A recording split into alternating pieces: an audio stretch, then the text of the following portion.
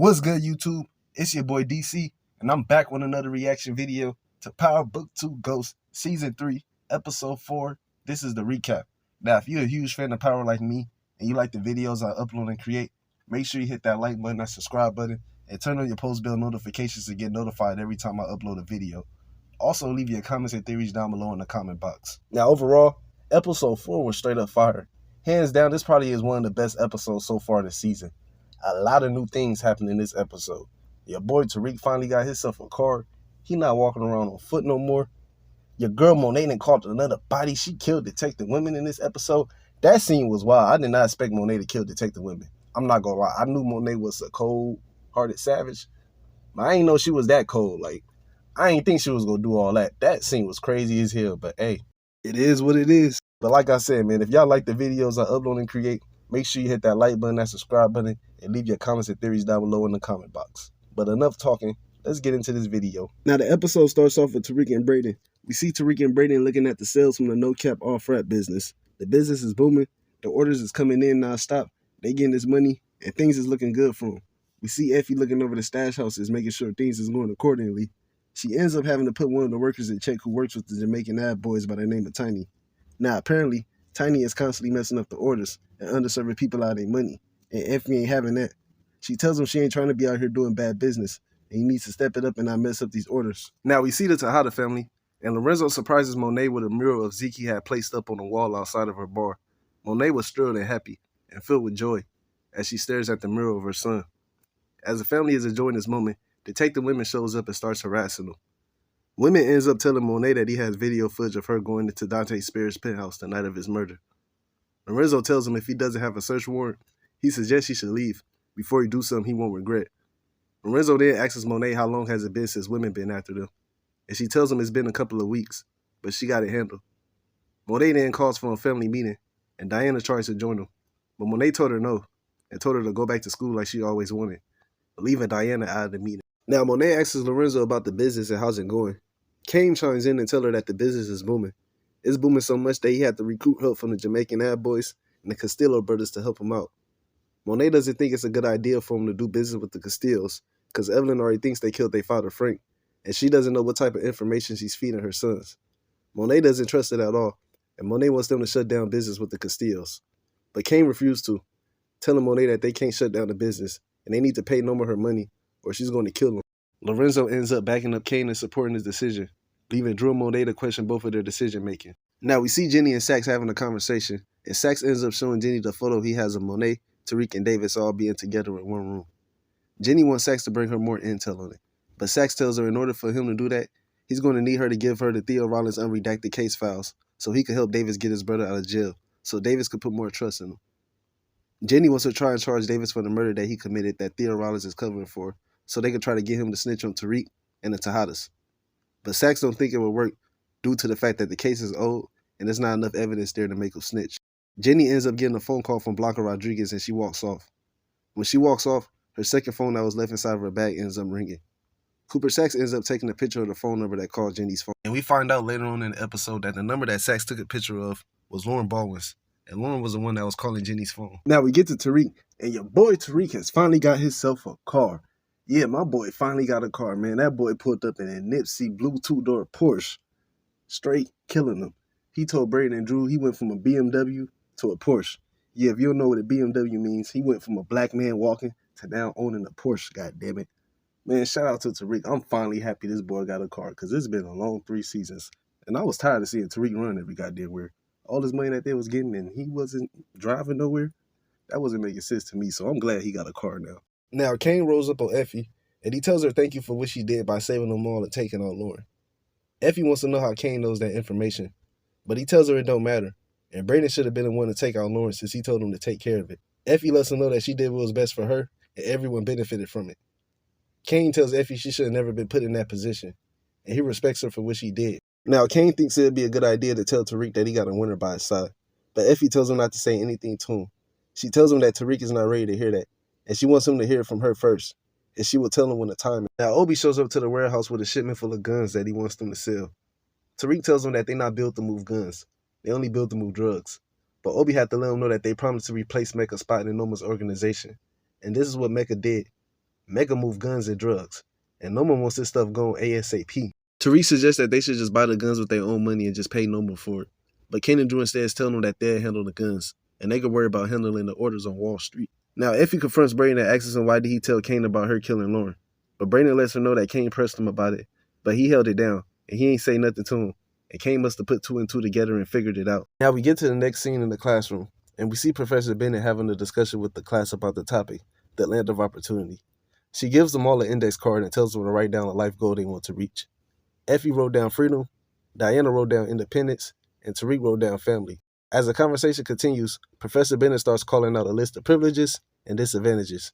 She tells them if one applies to them to take a step forward or take 2 steps backwards towards their goal. Professor Bennett explains to them afterwards, no matter where they land or started at, today is the day they will start working towards reaching their goals in life. Now, Effie and Tariq is having a conversation about their plans and future goals. Tariq tells Effie his only goal is to graduate so he could get his family trust and reunite with his mom and sister. Effie tells Tariq she wants to get out of the game for good, and she's only in it to stack and pay for grad school. Effie tells Tariq she's tired of looking over her shoulders and committed felony crimes to get paid, and she wants to go to grad school in California and go legit. Tariq tells Effie he understands where she's coming from, and if nobody gets her or understands her, he does. Effie then tells Tariq she needs to talk to him about something, but before she was able to talk to Tariq ends up receiving a phone call about his internship and had to leave. But Effie tells him it was nothing, and they could talk about it later. But when Tariq asks what did Effie need to talk to him about again later on in the episode, Effie tells him it was nothing, and she forgot. Now we see Diana and Lorenzo gives Diana another brick to move and sell at Stansfield. Diana doesn't want to do it. She tells her father that she thought it was only a one-time thing, and she wants to make decisions and choices in her life for herself, and not being forced to do anything she doesn't want to do. Lorenzo tells her she will, but right now, he needs her help moving his weight. Lorenzo then tells her if Kane doesn't give Noma her money, she's going to come after all of them and kill the whole family. So they in this together whether she like it or not. Reminding her that this is how he pays for her school tuition. Now we see Monet and Davis at his office having a conversation about detective women. And Monet is pissed off at the fact that women is accused of her killing her own son. And he keeps harassing her about it. Davis thinks it would be a good idea to give women an alibi to try to throw him off. And he wants to send Diana to do it. Davis tells Monet that women most likely been watching her and knows about the issues that her and Diana is having, and it will help them out. Monet then comes up with a plan to send someone to break into women's house and steal every document file he has on her and her family. Davis tells Monet be careful going after him, because he's still NYPD, and if she get caught, they're going to make an example out of him. Davis doesn't agree with Monet at first, until she pulls out a wad full of cash, telling him to pay the robber whatever he wants out of this, and he can keep the rest. Now we see Tariq and Lucas meeting with RJ, and Lucas is constantly offending RJ with the comments he's making about him. He calls him the Black Elon Musk, and then he tells him he's an example of what people like him can achieve on their own. And RJ isn't feeling it at all. RJ tells Lucas that he doesn't think it's a good idea for him to do business right now. He's more focused on his real estate portfolio. He then tells Tariq he heard his father left an estate for him, and he tells him he should do something smart with it and make his father proud. He owes him that. And later on in the episode, Tariq will use this information to land a deal with RSJ. Now, Monet pops up on Diana at Stansfield and asks her for a favor. Monet explains to her that women is trying to frame her for Carrie Milgram suicide. And the more women looks into her, the more the family is exposed. Diana want to know if Monet actually did take out Carrie.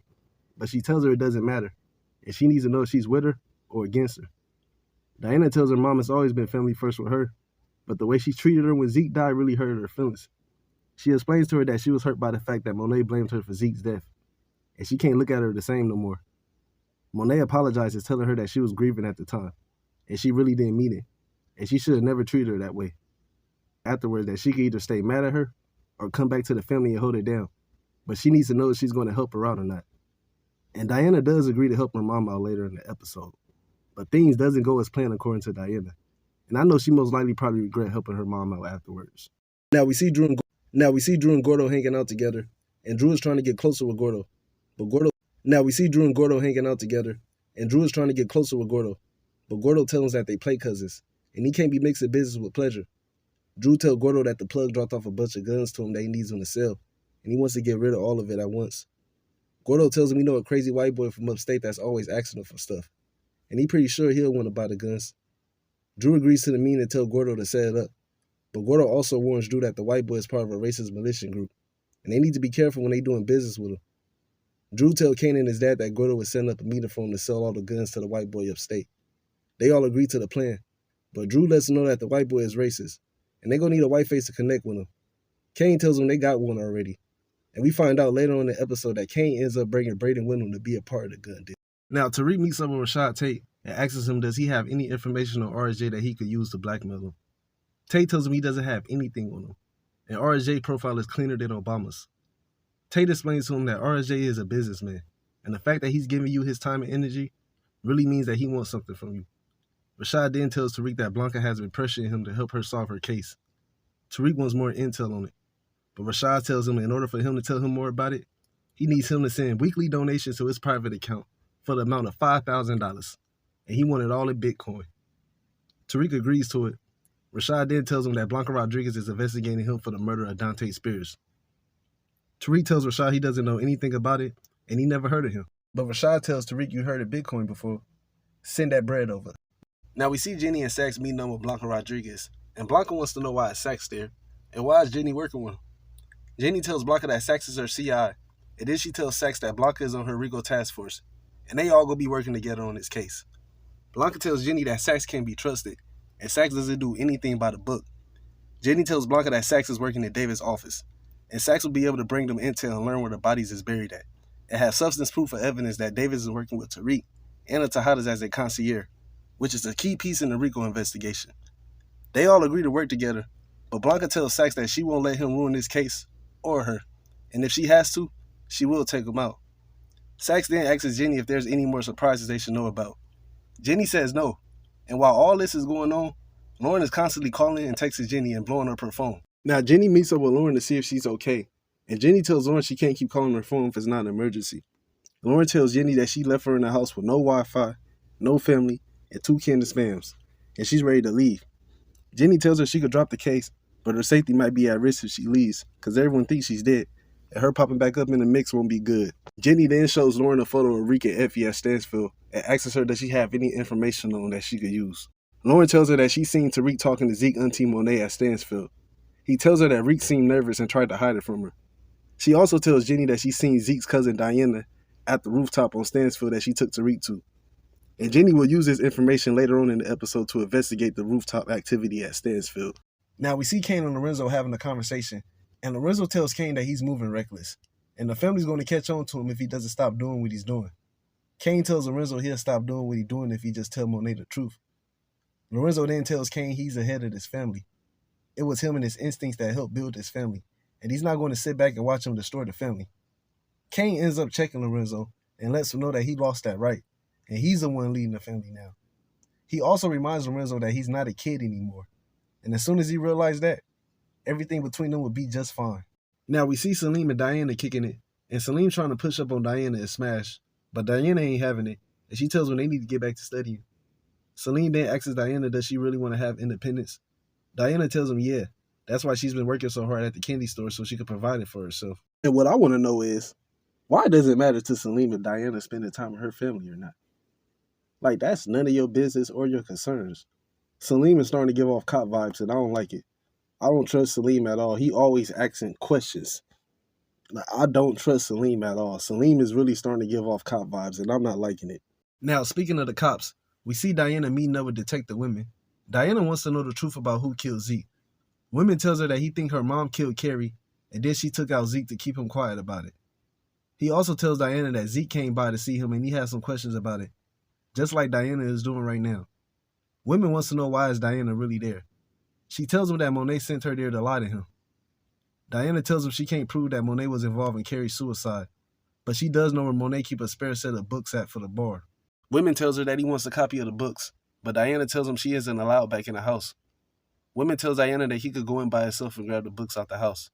He asks her does she know when the house will be empty, and she tells him she can let him know. But we find out later in the episode, things didn't go as planned for Detective Women, and he ended up meeting his fate the moment he went inside the Tejada family house. Now we see Kane, Brayden, and Lorenzo meeting up, getting ready for the gun deal they about to have. Brayden meets Lorenzo for the first time, and Lorenzo isn't feeling him at all. Lorenzo is looking at Brayden like, who the hell is this crazy white boy? Brayden tried to dap him up and show him some love, but Lorenzo wasn't having it. Now Drew and Gordo shows up to the meeting, and Kane ends up telling both of them to fall back on the gun deal and hold it down at Queens. Drew is confused and doesn't like the fact that Kane is cutting him out of his own deal that he set up with Gordo. Kane tells him he's still getting paid regardless of just to fall back. Now, Blanca informed Jenny that the DEA has a CI planted in a white militia group, and the CI informs him that he's going to be making a gun deal upstate tonight with Gordo Castillo. Blanca tells Jenny that the surveillance on the Tyler penthouse showed a linked license plate between the Castillo was spotted in the area. Blanca then tells her that Mecca used to move guns, and that they continuing to move his product, and they could be possibly moving guns now too. She tells Jenny she's going to follow up on her in the morning and asks if she wants to come, but Jenny declined the offer, telling her that she's going to follow up on a new tip that she got about Tariq being known to visit a rooftop that's on the Stansfield campus. Now, RJ meet with Lucas and Tariq again, and Tariq ends up offering RJ the QCP land in exchange for him to sign the Western Holders. Apparently, RJ wants to start a construction on a shopping mall in Queens, and the area he's looking to do it at is the same area where Ghost had the QCP building at. And apparently, the QCP building is blocking the construction plans for RJ. And since the QCP building is not suitable for what it was intended for, the building can actually be sold only if the buyer is willing to buy it at a higher price. Tariq tells RJ that if he agrees to sign the Western Holders, Tariq will agree to sell him the QCP land. RJ accepts the offer from Tariq and tells Tariq to send the paperwork over. Now, we see Braden at the gun deal meeting up with the buyers from the militia group, and the CI that's planting in the organization is constantly asking questions. He's asking Braden what's his name, where does he know Gordo from, and all this extra stuff. Braden tells him what's up with all these questions and interrogation and why does it really matter. As the buyers are loading up the crates into the truck, the CI ends up snapping a photo of Braden while he's at the drop. Braden brings Kane Lorenzo back the money that he made from the sales. Then Kane kicks Braden out the motel room. Braden ends up getting followed by the CI back to the motel room where Kane and Lorenzo is at. And once Braden leaves the motel room, Kane and Lorenzo gets into the shootout with the militia group. As Lorenzo and Kane is pinned down outside trying to make an escape, Drew and Gordo shows up and take out the rest of the remaining members. Kane asks Drew how did he know where to find them at. Lorenzo tells him he texted Drew and told them to follow them. They all decide to leave, but before leaving, Kane ends up taking the weapons back that they sold to the militia group, leaving with the weapons and 100% profit. Now, Kane and Lorenzo is having a conversation, and Kane wants to know what made Lorenzo bring Drew and Gordo to the gun deal upstate. Lorenzo tells him that he just thought about how he would move if he caught an out-of-towner liking in his hood. Kane lets him know that they got enough money to pay Noma, and they can find another buyer for the guns, leaving them with 100% profit. Kane thanks Lorenzo for saving his life and pushing him out the way during the shootout at the hotel. He then apologizes to him for the way he's been treating him, and he lets it be known that the secret of him killing Zeke is safe on him. Now, Kane and Lorenzo is... Now, Detective Women breaks into Monet's house and try to steal the files that Diana was telling him about. He sees Diana on the stairwell, wondering why she's there. Diana ends up calling the police and tells them that someone just broke into their house. Monet comes from around the corner and points a gun at Detective Women, telling him to tell Carrie I said what up.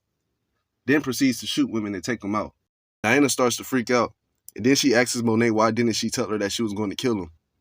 Monet tells her she didn't tell her because she knew she wouldn't be on board with it. Monet then tells Diana to hit her, so it could look like Women tried to attack her. And man, when I tell y'all Diana punched the shit out of Monet, boy, I'm not gonna lie, that scene had me on the floor rolling. Diana straight smacked fire out of Monet. She bing. That shit had me rolling. I was on the floor crying. I'm not gonna lie, that scene was funny as hell. Now, David shows up at the house, and he asks Monet why did she kill Detective Women, and tells her this was not a part of their plan. Monet tells him that she was protecting her family, and she had no choice. It was self-defense. Davis then tells Monet that Whitman was all aware of the wrong, so she should be good and be able to beat the case. He tells Monet that he was able to get the police files from Detective Whitman's apartment, but he tells her he'll give it to her later, because they're going to take her and Diana down for questioning, and he needs Monet to keep her mouth shut until him and Sax arrive. Now, Tariq tells Effie he was able to get RJ to sign with Western Holders. Effie congratulates Tariq on his accomplishment. Tariq then suggests to Effie that maybe after he get his trust and reunite with his family, that he could come and visit her when she's out in Cali at grad school. Effie tells Tariq she'll like that, and that'd be a good idea. Tariq then asks Effie what did she have to talk to him about earlier in the episode, but Effie tells him it was nothing, then proceeds to kiss Tariq afterwards. Effie ends up texting Kane afterwards and tells him that she can't tell Tariq about the Lauren situation, and tells Kane not to say anything to him. She tells Kane that she never has someone to hold her down the way Tariq does, and she doesn't want to ruin it. Kane tells Effie that he got her, and the secret is safe for him, and he will make sure Tariq doesn't know about it. Now, Blanca arrives on the crime scene of the shootout at the motel room, and we see Angela Valdez's nephew, Junior, a.k.a. Officer Young.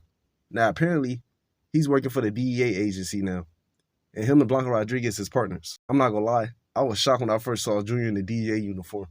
Considering the fact, I'm not gonna lie, I was shocked when I first saw Junior in the DEA uniform. Considering the fact that Blanca Rodriguez was investigating his auntie Angela and Ghost back in the original Power.